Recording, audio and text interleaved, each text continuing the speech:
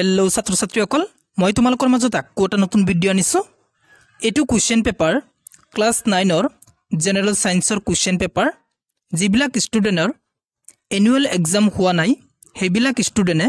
এটো question paper solve কৰি exam দিব যাবা এটো কোৱেশ্চন পেপাৰৰ পৰা বহুত কোৱেশ্চন কমন থাকিব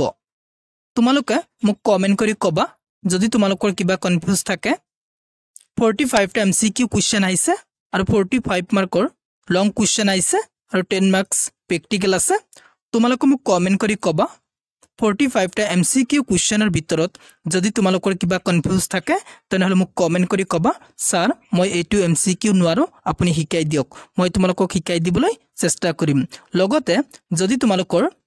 লং কোৱেশ্চনৰ কিবা কনফিউজ থাকে বা লং কোৱেশ্চন কোনোবা এটা লং কোৱেশ্চন যদি তোমালোক নোৱাৰা মোক কমেন্ট কৰি কবা মই সেই লং কোৱেশ্চনটোৰ উত্তৰ WhatsApp গ্ৰুপত দি দিম যিবিলাক ষ্টুডেন্টে WhatsApp গ্ৰুপত জয়েন হোৱা নাই ডেসক্ৰিপচনত WhatsApp গ্ৰুপৰ লিংক আছে জয়েন হৈ লবা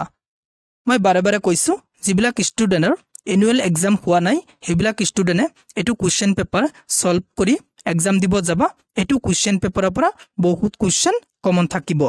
এতিয়া তোমালোক এই কোৱেশ্চন পেপাৰটোৰ ভিতৰত জিকেটা এমসিকিউ কোৱেশ্চন আহিছে আৰু যিবিলাক লং কোৱেশ্চন আহিছে হে কোৱেশ্চন কেটা চাই লোৱা আৰু সলভ কৰিব ট্ৰাই কৰা যদি তোমালোকৰ কিবা কনফিউজ থাকে মোক কমেন্ট কৰি কমেন্ট বক্সত জনাবা